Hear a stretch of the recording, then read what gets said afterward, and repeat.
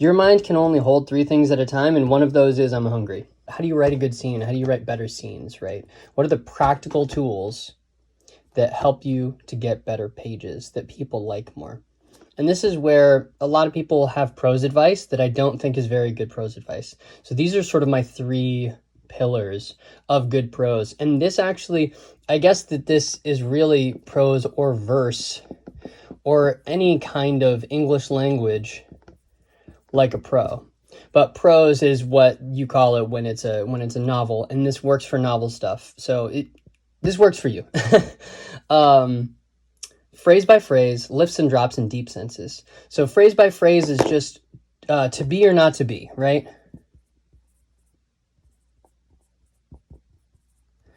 By saying this phrase, you trigger in someone Hamlet. This phrase drops you into Hamlet. You can't handle the truth. People who haven't even seen that movie hear this phrase and they think of what is it? A Few Good Men? I forget. It's Jack Nicholson and Tom Cruise. Phrase by phrase. So think of your thing. Hemingway likes to say, if I ever get stuck, I just stand up, I go take a bite of an apple, and I try to think of one true sentence. For me, that's perfect advice, except instead of sentence, I think of phrase. Instead of word, I think of phrase. The English speaking mind, at least, I don't know about other languages, but in English, we think in phrases. That's how you hear things. That's how things get stuck in your head. If you're quoting from a movie, it's either a very, very unique set of words or it's a phrase. So phrases, it's a secret. Lifts and drops.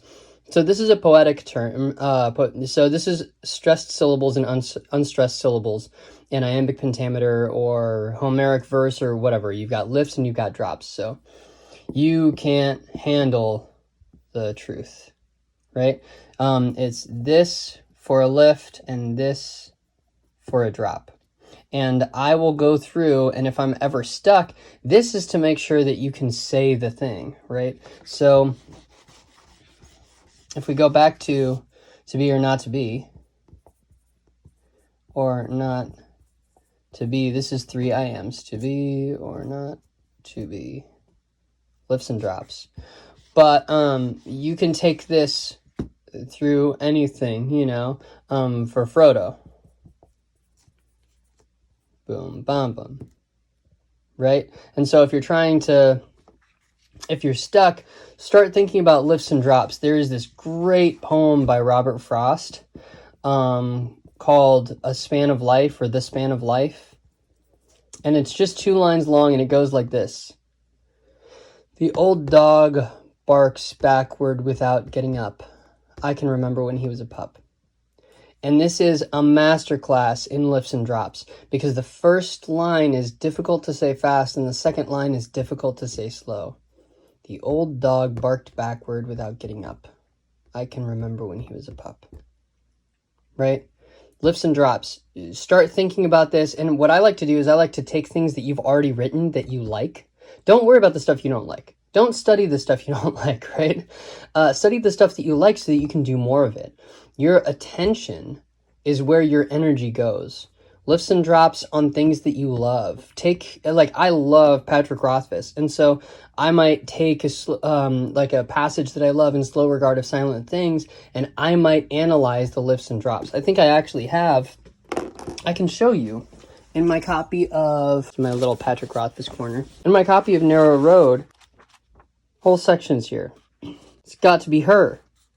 You said it was for one person, so you make it be for her, right? You can see that I've done all the lifts and the drops in the dialogue sections. And part of that is because I really like to look at this with dialogue. It makes the dialogue sound more realistic. My last tip on this, on better prose, because only ever do 3 things at a time. Your mind can only hold 3 things at a time, and one of those is I'm hungry, right? But deep senses... You've got 2,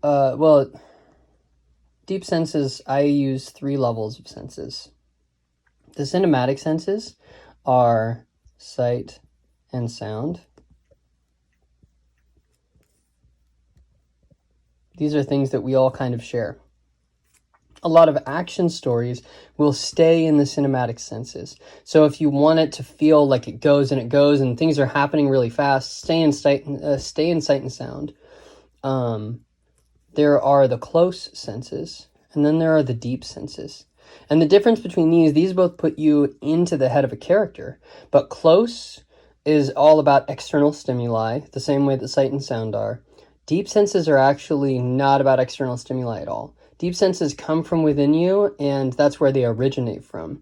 And so these are things like memory, or focus, or dreams, or even simply thoughts. You know, this is deep. This is deep senses. To know what somebody is thinking about, that could have no bearing on what's going on around them, especially if you're a really masterful writer and you're writing about somebody who is maybe not connected to the world outside of them. A lot of memoirs are actually really great about this. The Collected Schizophrenias, one of the best books ever written, is a series of memoirs by a person who has schizophrenia.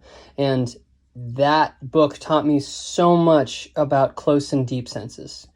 In a real way, in a psychological way, in real life with a real person. It also is just a good book. You should watch her read from it. It's pretty powerful. Sight and sound, and then the rest of our senses are in the close category. So this is smell, the memory sense, and taste, and touch, texture, right? And so what I will often do is if I'm ascending sort of into the real world from a deep place, I'll take a single plot point and I'll try to say, what's a thought that I can have that will lead me into a texture? Thinking about a vase, and then the next thing is the taste of water as I take a drink of water. And then the next thing after that is the sound of the glass hitting the table. How can I take one thing and sort of use that one thing to change change the level of immersion with the character? Remember, we're immersion athletes, right? We're trying to stay immersed in the character, and this is how to control how immersed the reader is at a given moment. Because a whole book of this is going to be unbearable. A whole book of this is it might be kind of dry, and depending on the writer, right? Some writers are really, really good at this, and some screenwriters are good at implying these things. I think that a lot of modern cinema is about how to turn deep experiences, deep senses, into visuals and sounds, right? Into the Void is a great example. Or 2001: A Space Odyssey. Or Tree of Life. Tree of Life was the first time that I really started to think about it did something in cinema that I had never seen cinema do. And that's because he was accessing things like memory and dream and thought and imagination by saying, all right, well, at the beginning of the world, dinosaurs still had this trait of like dominance versus grace, right? Anyways, on a practical level, these are the things that I would learn if I wanted to get better at writing language. These are the things I would do if I wanted to get better at writing prose. Focus on phrases, lifts and drops of stuff you love, and deep senses. Especially in third person, deep senses is so cool because you can go deeper into or further out of a character's perspective without ever changing I to she to they to I again or something. I hope this helps. This is very much a scene tool. Be practicing scenes every day. Somewhere, a someone changes. Do it a bunch and you'll get good.